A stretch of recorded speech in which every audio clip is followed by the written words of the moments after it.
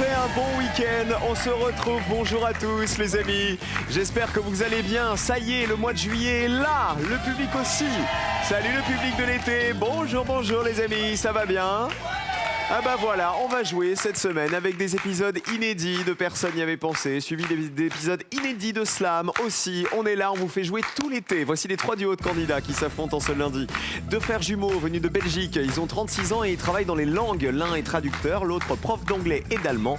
Voici Stéphane et Sébastien. Bonjour les frérots, ça va Sébastien ? Stéphane, bienvenue à vous aussi. Allez-y. Elles sont demi-sœurs et quand elles sont ensemble, elles adorent faire du shopping. L'une travaille dans l'immobilier et l'autre dans une prison. Voici Justine et Dorothée.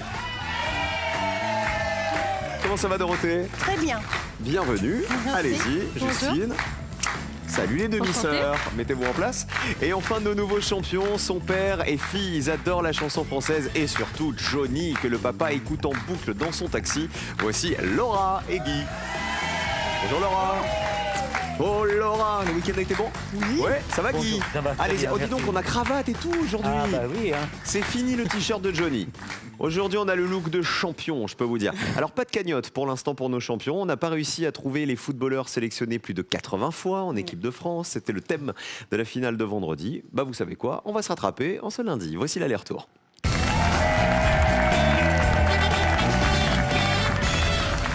Alors, nos frères belges, Sébastien et Stéphane, frères jumeaux, donc tous les deux. On va préciser, Sébastien et Stéphane, que vous êtes malvoyants. Donc, vous avez un petit instrument que vous nous avez apporté qui s'appelle le... Voilà, un monoculaire. Alors, ça va vous permettre de voir les réponses un peu mieux. Voilà, Oui, c'est ça. C'est ça ? Écoutez, si vous avez besoin de Exactement. l'utiliser, vous l'utilisez. Merci beaucoup. Je peux essayer C'est ou gentil. pas ? Bien sûr. Alors, attendez.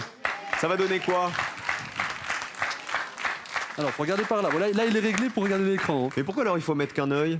Ah, vous l'avez déjà Parce réglé qu'on a un œil plus fort que l'autre.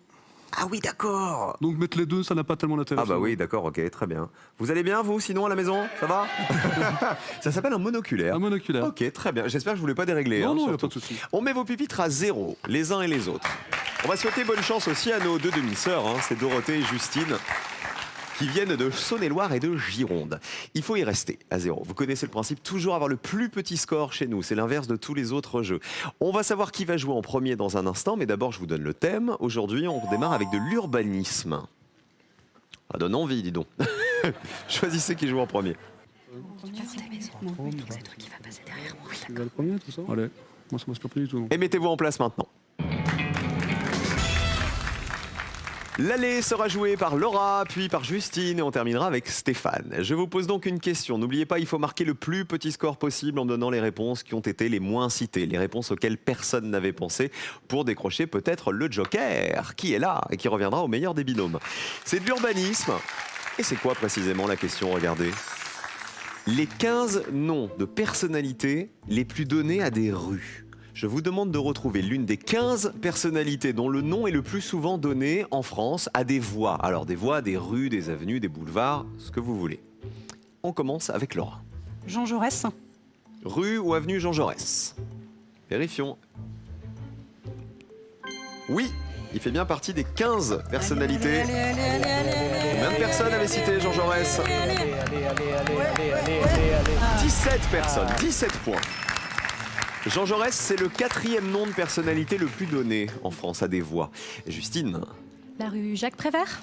Ok. Est-ce qu'il est dans les 15 ? Aïe, aïe, aïe.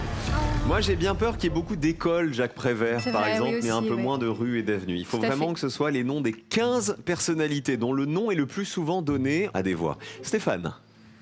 Je vais dire Victor Hugo.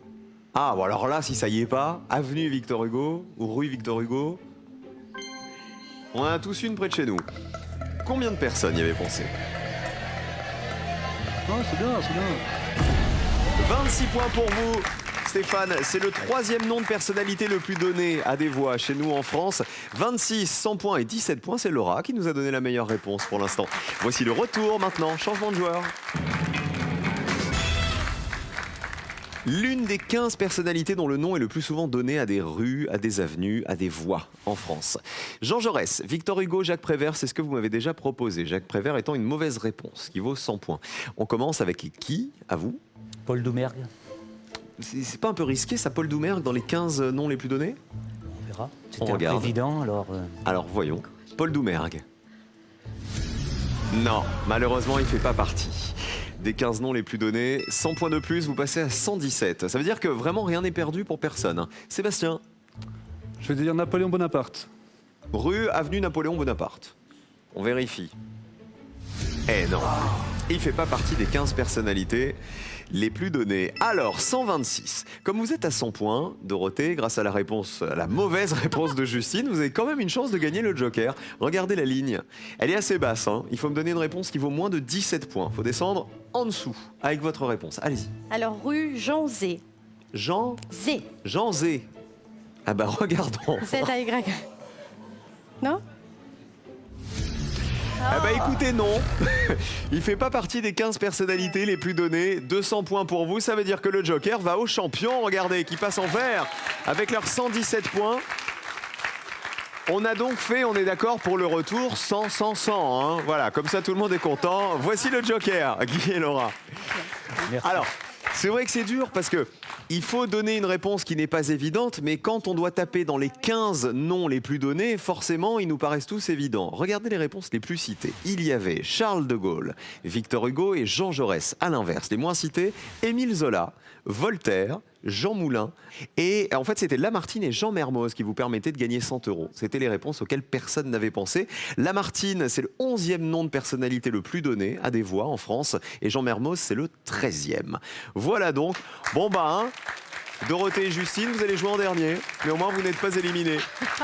Je vous rappelle que ces derniers jours, pendant le mois de juin, nous vous offrions vos vacances. C'est vous qui les avez remportées. Félicitations, bravo et merci d'avoir joué avec nous. On s'est dit, qu'est-ce qu'on va faire gagner à nos téléspectateurs chéris? Bah, vous savez quoi? Si vous voulez vous les payer, les vacances, on vous offre, regardez, 5 000 €. Un chèque de 5 000 €. Avec ça, vous avez de quoi vous payer de très, très belles vacances. Que mettons sur la tête des Miss France? 1. Un drapeau. 2. Une couronne. Que mettons sur la tête d'une Miss France? Le drapeau ou la couronne, le 1 ou le 2, vous l'envoyez par SMS au 7 10 20 ou sinon 32 43 par téléphone. Un chèque de 5 000 € est à gagner si vous avez la bonne réponse et que vous êtes tiré au sort. Bonne chance à tous. La deuxième manche, c'est les associations. On va se rattraper. On joue.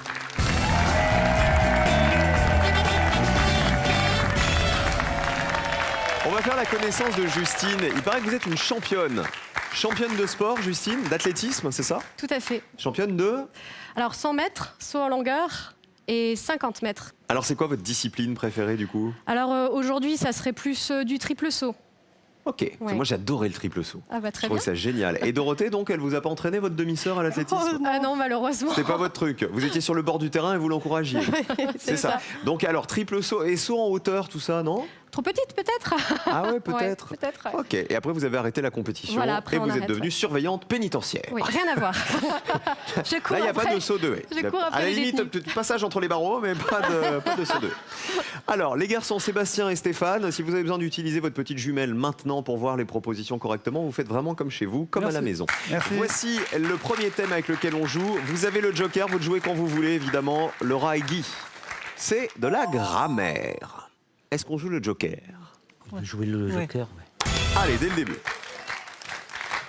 Cette fois-ci, ce sont des associations qu'il va falloir retrouver. Il faut me donner l'association de réponse qui a été la moins citée par les Français. Le joker est joué, découvrons la question. Le genre grammatical, masculin ou féminin? Tout est là. Je vous demande de me dire de quel genre grammatical sont ces mots. Est-ce qu'ils sont masculins ou féminins? Allons-y. Pétale, masculin ou féminin? Amnistie, masculin ou féminin? Équinoxe, masculin ou féminin? Écritoire, masculin ou féminin? Et tentacule, masculin ou féminin? Guy et Laura pour commencer. On va tenter tentacule, Masculin ou féminin? masculin. On dit un tentacule selon vous. Ok. Vous avez joué le joker, on va voir. Bonne réponse. Un tentacule, c'est bien masculin. Combien de personnes? 35 personnes y avaient pensé. Vous ne les marquez pas, vous restez à 0, puisque vous avez joué le joker. Il aurait peut-être fallu le garder. On va jouer avec Stéphane et Sébastien. On a trop de doutes, on va jouer à pétale. Donc pétale serait masculin. Un pétale, vérifions. Oui, c'est bien masculin. Combien de personnes le savaient? 65, eh oui. C'est beaucoup, mais vous le saviez. Hein. C'est assez connu. Un pétale et non pas une. Dorothée, Justine. Alors, je dis un écritoire. Ça serait donc masculin. Oui. Alors, un écritoire, est-ce que c'est bien masculin? Vérifions. Aïe, aïe, aïe, aïe. On va faire la Eh non. totale. C'est une écritoire. Malheureusement, vous marquez 100 points. Ça va être C'était dur, là. bien féminin, écritoire. Combien de personnes le savaient? Eh ben, regardez, 9 personnes seulement. chance sur deux. C'était la réponse la moins évidente. Vous voyez, tous les autres s'étaient trompés. Amnesty, 80 personnes savaient que c'est féminin. Ouais, Une amnesty. Et équinoxe, masculin ou féminin? Quoi, toi Masculin. Masculin disent les garçons. Ah bah oui, équinoxe, c'est un équinoxe. Ouais, un équinoxe. C'est masculin. 47 personnes y avaient pensé. Allez, vous découragez pas. Dorothée, Justine, première question, il y en a encore 2. Voici le deuxième thème. Plus de joker maintenant. On joue avec des animaux. Qui a des animaux à la maison? Oui, Sébastien? Ouais, 2 chiens. Ok. Un poisson Et rouge. et un poisson rouge. Ils font bon ménage ou comment ça se On passe? s'entend très bien, ça va. Ils se disent bonjour le matin. Je suis même pas certain que les chiens savent que le poisson rouge est là. D'accord. En revanche, le poisson rouge sait que les chiens sont là. Je crois qu'ils le voient, oui. Justine et Dorothée, vous en avez un. Un chien et 2 chats. Et 2 chats. Très bien. Voici la question. Les noms d'animaux qui contiennent un prénom. Ah, on va retrouver, à partir des indices que je vais vous donner, des noms d'animaux qui contiennent tous un prénom courant. Réfléchissez bien, allons-y. Un gros chien, sauveteur de montagne. Un poisson homonyme du tout premier pape. Un échassier qui dort sur une patte. Un oiseau bleu friand de poissons. Et enfin, un crustacé, squatteur de coquilles. Guy et Laura pour commencer. Allez. Un crustacé squatteur de coquilles. Un Bernard l'ermite. Le Bernard l'ermite. Il y a Bernard dedans. Donc on a un prénom. Mais est-ce bien lui qu'on voulait? Oui, bonne réponse. Allez. Combien de personnes avaient retrouvé le Bernard l'ermite? 73 personnes, vous êtes à 73 points. Il est dépourvu de carapace, le Bernard l'ermite, c'est pour ça qu'il occupe les coquilles d'autres animaux, pour se protéger. Il squatte chez les voisins. Sébastien et Stéphane, où va-t-on? On va prendre le poisson premier pape, le Saint-Pierre. Saint-Pierre, il y a Pierre dedans. Vérifions. Oui, aussi. Combien de personnes avaient reconnu le Saint-Pierre? Ah bah 10 personnes seulement, très très bien.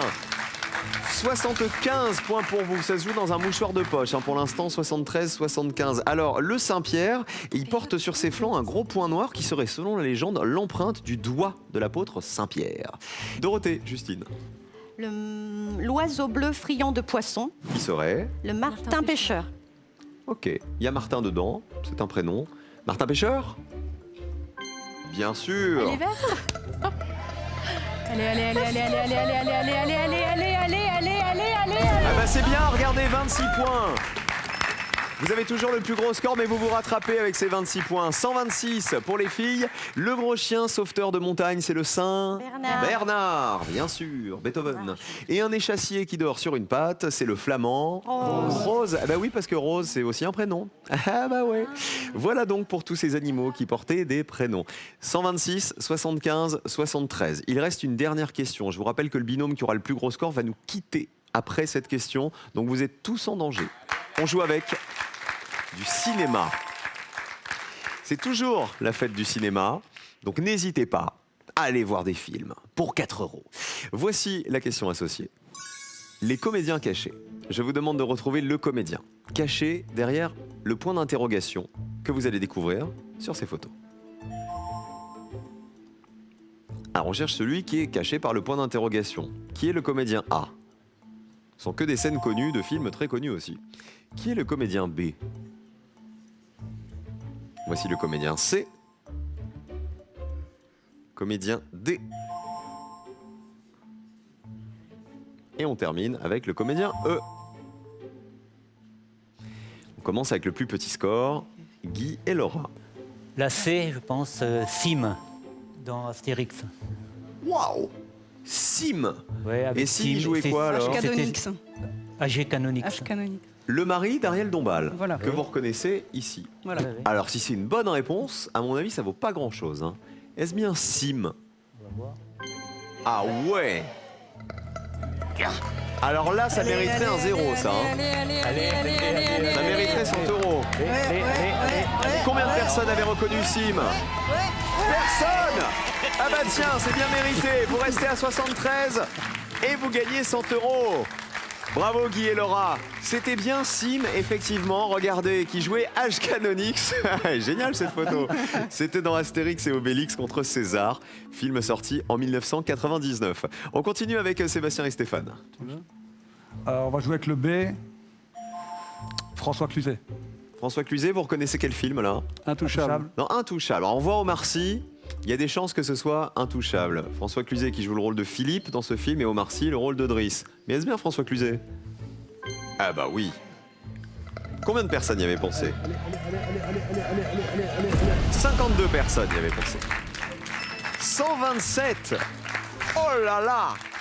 Alors là les filles, Dorothée et Justine, il n'y a pas d'autre choix que de me donner une réponse à laquelle personne n'avait pensé. Il faut espérer que les 3 comédiens qui restent à découvrir vous permettent de vous qualifier.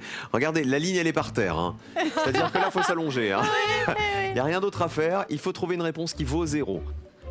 Allez, la A, donc pour Jacques Villeray, dans le dîner de con. Ok. Jacques Villeray qui joue François Pignon. Oui. On voit Francis Huster, c'est Juste Leblanc.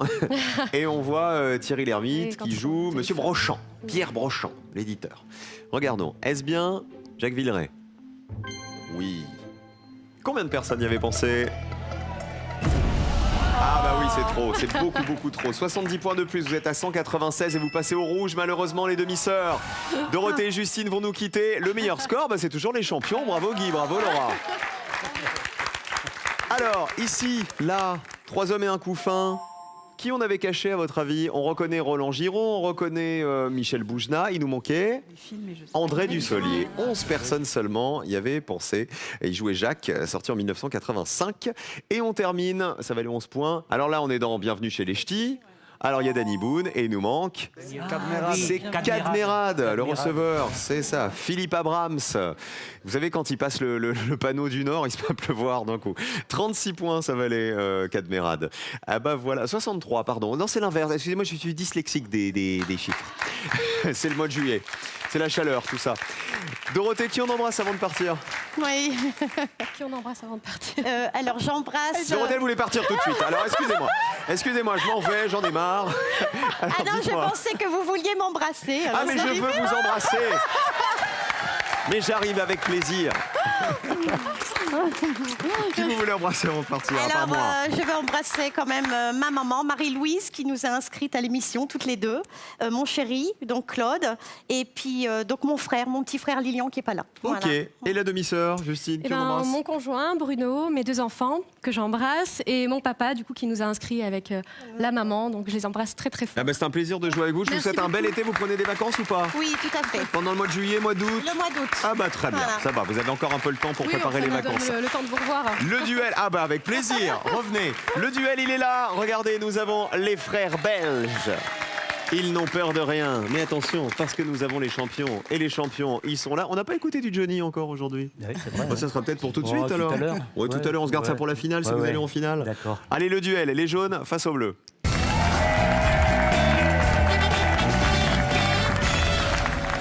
Qui va remporter le duel? Les bleus ou les jaunes? Hashtag PNYAP si vous voulez commenter le match et faire vos paris sur le duo gagnant dans un instant. Et en parlant de gagnant, je vous rappelle qu'on vous offre un chèque de 5 000 € à gagner maintenant tout de suite si vous jouez avec nous. Quel professionnel utilise un outil qu'on appelle fraise? 1. L'agriculteur. 2. Le dentiste. C'est pas bon signe quand on le sort en général. Agriculteur, dentiste, la fraise. 1 ou 2 par SMS maintenant au 7 10 20. Sinon c'est le 32 43 par téléphone. Avec ces 5 000 €, vous allez pouvoir vous payer vos vacances de rêve et tout ce que vous voulez. Allez-y, bonne chance à tous, ça n'arrive pas qu'aux autres les amis. Est-ce qu'il y a des vacances de prévues, Sébastien? Ou un rêve de vacances peut-être? Un rêve de vacances, oui. J'étais allé en Floride avec mes parents, notamment les parcs Parc d'attractions, etc. Ok. Quand j'étais adolescent, et je rêverais d'y retourner maintenant que je suis papa avec mes enfants et mon épouse. Les enfants, c'est Chiara, Néo et Lana. Lana. Très bien. Stéphane, vous, un rêve de vacances? Bah, le tour du monde, moi j'aimerais bien avec mon épouse. J'ai déjà eu l'occasion de voyager pas mal, justement, avec les parents aussi, avec mon frère. J'ai déjà découvert l'île Maurice, puisque mon épouse vient de là-bas. Donc ça, c'est un magnifique pays où Donc j'ai y forcément retourner encore l'occasion d'y peut-être. retourner. Ça oui, et alors, Il y a C'est tellement bien de parce choses à qu'un voir. rêve de vacances, le tour du monde au moins, c'est bien. Ça, c'est des bonnes grosses vacances, quoi. Ah bah, bonne chance à vous les jaunes, bonne chance les bleus aussi. Cette fois-ci, je vais vous poser une question et vous donner une liste de 5 réponses. Il faut trouver la réponse qui a été la moins citée par les Français. Pourquoi? Pour remporter un duel. Il en faut 2 des duels pour aller en finale. Attention au piège, dans la liste des réponses, il y a toujours une mauvaise réponse. Premier duel, on joue avec les outils qui coupent. Je vous demande de retrouver dans cette liste l'outil ou la machine qui sert à couper, qui a été la moins citée par les Français. Attention au piège. Nous avons la feuille, la bambane, la carrelette, le massicot, les lingues. Réponse des bleus, La feuille. validé pour les bleus, les jaunes. La bandane. Ok, la bambane. Bambane, pardon. C'est validé pour les jaunes. Voici la réponse des bleus. Vous avez dit la feuille. Donc c'est un instrument, un outil ou une machine qui sert à couper la Un feuille. boucher qui coupe la viande, qui coupe les os avec. Ah, la feuille du boucher. C'est un couteau. Regardez, colonne bleue. C'est bon. C'est un couteau à très large lame. Combien de personnes y avaient pensé? 32 personnes y avaient pensé. Et donc les jaunes nous ont dit para bailar la bambane. Est-ce que ça coupe? Vérifions. Ça coupe. C'est une scie à main qui sert à débiter des poutres. Et c'est moins. Ça veut dire que le premier duel va être pour les jaunes. Et personne n'y avait pensé à la bambane. Ça veut dire que personne ne connaissait. Plus petit score pour les jaunes, un duel pour les frères Sébastien et Stéphane. Bien joué. Donc je vous dis, c'est une scie qui débite des poutres. La carrelette, ça coupe. Oui, 65 personnes le savaient. C'est un outil qui sert à découper les carreaux de carrelage, comme son nom l'indique. Le massicot, c'était le plus facile, celui qui coupe les feuilles de papier. 77 personnes y avaient pensé. Et les lingues, elles ne servent pas du tout à couper. Les lingues, c'est un câble qui sert à entourer ou accrocher un objet qu'on veut soulever avec un engin de levage. Quelque chose de lourd, quoi qu'il arrive. Un duel pour les jaunes. Les bleus, il faut vous rattraper maintenant. J'ai une bonne nouvelle pour vous. Vous aimez Johnny, vous aimez la musique. Ah bah c'est de la musique. Regardez. Le spectacle Notre-Dame de Paris, adapté en langue étrangère. Alors on parle de la comédie musicale.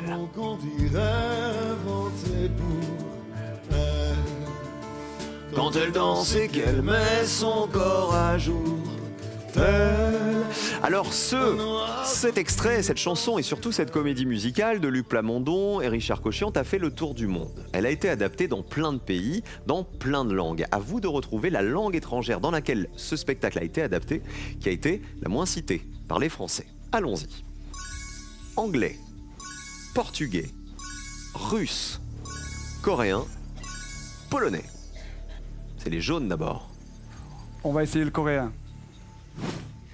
La réponse des bleus. Tentez le russe. On valide le russe. Alors, Notre-Dame de Paris, Quasimodo, Esmeralda, Phébus et tous les autres seraient allés jusqu'en Corée. Selon vous. Regardez la colonne jaune. Bonne réponse, effectivement. Adapté en 2007 en Corée. Combien de personnes y avaient pensé? 11 personnes seulement. Ouh là là là là.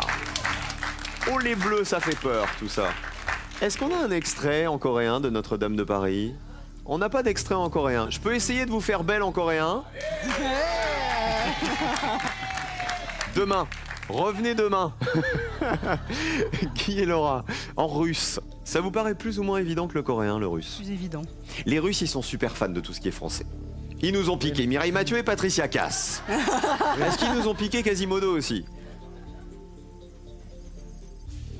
Oui, Notre-Dame de Paris est allée jusqu'en Russie, mais plus ou moins évident. Attention, qui remporte le deuxième duel? Plus petit score pour les jaunes. Regardez, 2 duels pour Sébastien et Stéphane. Finale pour les 2 frères. Bravo! Dans tout ça, j'ai quand même une bonne nouvelle. On a Notre-Dame de Paris en russe.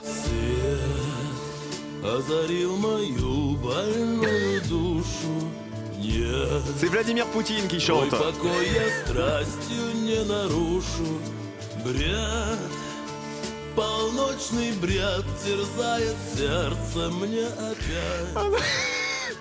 En anglais, à mon avis, oui. 62 personnes y avaient pensé. Ah, on l'a en anglais, alors allons-y.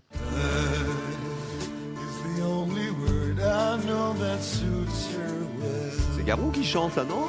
Ah oui. Ah oui, on reconnaît Garou. Hein. A free bird. Un oiseau qui sort de sa cage pour s'envoler, en fait. Même parole. Alors, portugais ou polonais, à votre avis? Moi, j'aurais dit que l'intrus était polonais. Ah bah oui, non, pas du tout. L'intrus, c'était pas... Excusez-moi, je suis encore dans les paroles russes, hein, c'est pour ça. C'est le portugais, l'intrus, en fait, ça n'a jamais été adapté en portugais Notre-Dame de Paris. Et en polonais, en fait, c'était la meilleure réponse, regardez. Il n'y a que 6 personnes qui le savaient. Adapté en Pologne en 2016, figurez-vous.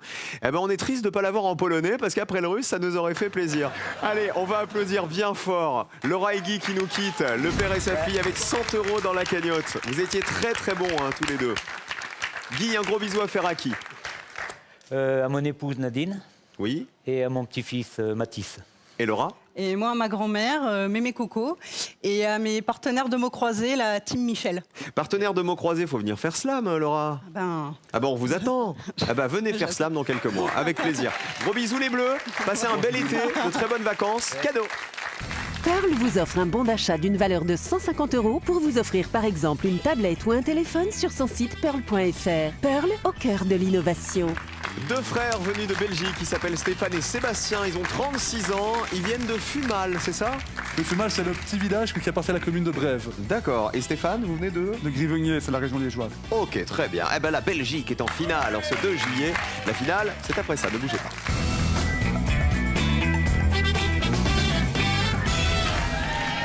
Vont-ils décrocher les 2000 € de la cagnotte? Nos amis Sébastien et Stéphane, merci d'être restés avec nous les amis. Si vous aussi vous voulez tenter l'aventure, le numéro est ici et sinon ça se passe sur France.tv.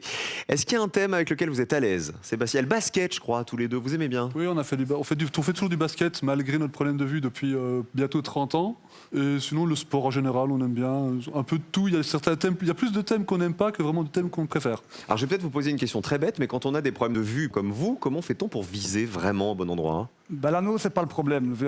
Là où on a des soucis au niveau du basket, c'est plus si on joue une défense individuelle, trouver son homme par rapport à son numéro, ça c'est difficile. Donc on repère plutôt s'il est gros, s'il est petit, s'il est mince, s'il a des chaussures bleues. D'accord. Des choses comme ça. Ok. Mais le ballon. C'est bien l'anneau, d'avoir ça des va. chaussures bleues quand on joue avec vous alors. C'est ça, pour être sûr d'avoir le ballon. Ça marche. 2000 € dans la cagnotte. Ils sont bleus pour l'instant, justement. C'est-à-dire qu'ils sont à nous. Voici la finale.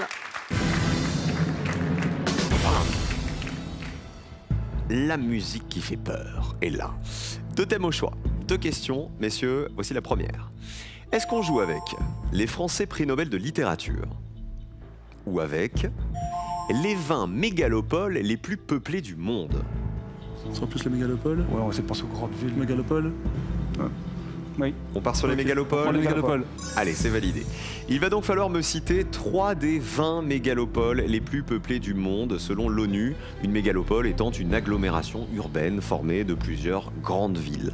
De grandes villes proches, bien sûr. 60 secondes qui commencent maintenant. Bonne chance. Les 20 mégalopoles les plus peuplées du monde. Peut-être Lhasa. Lhasa, c'est... Non, pas Lhasa. Moi, je pensais peut-être à Delhi en Inde. Delhi, on peut essayer, ouais. Non, la capitale du Nigeria, je cherchais.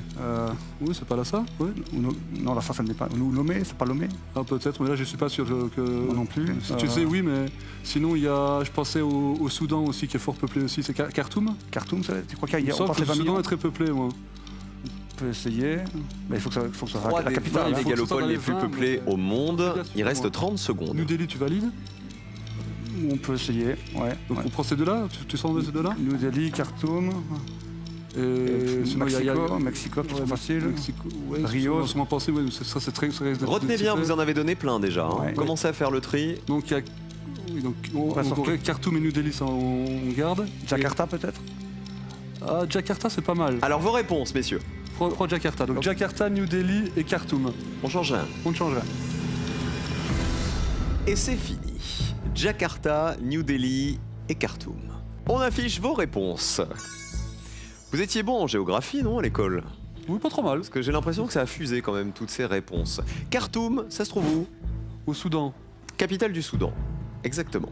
Est-ce que vous êtes sûr que c'est une mégalopole, en tout cas une des 20 mégalopoles les plus peuplées? Que c'est peuplé, oui, que c'est une des 20, c'est pas sûr. Alors allons-y, vérifions. Khartoum, capitale du Soudan. Non. Malheureusement, non. Khartoum, 5 millions d'habitants quand même, mais donc elle ne fait pas partie du classement des 20 mégalopoles les plus peuplées du monde. New Delhi, cette fois-ci on part en Inde, capitale de l'Inde. Alors là, a priori c'est une mégalopole. Celui-là, oui. Ah bah là on y croit. New Delhi, 2000 € ou pas? Aïe aïe aïe, non, il y a une subtilité. Je vous explique, New Delhi, il n'y a que 250 000 habitants. Vous savez pourquoi? Parce que ça se trouve dans l'agglomération de Delhi qui, elle, comprend 26 millions d'habitants. Dommage, New Delhi, mauvaise réponse. Dernière chance pour vous de gagner 2000 € avec Jakarta, capitale de l'Indonésie. Est-ce que Jakarta fait partie des 20 mégalopoles les plus peuplées au monde? 2000 € en jeu. Dernière chance pour vous, les garçons. Regardez.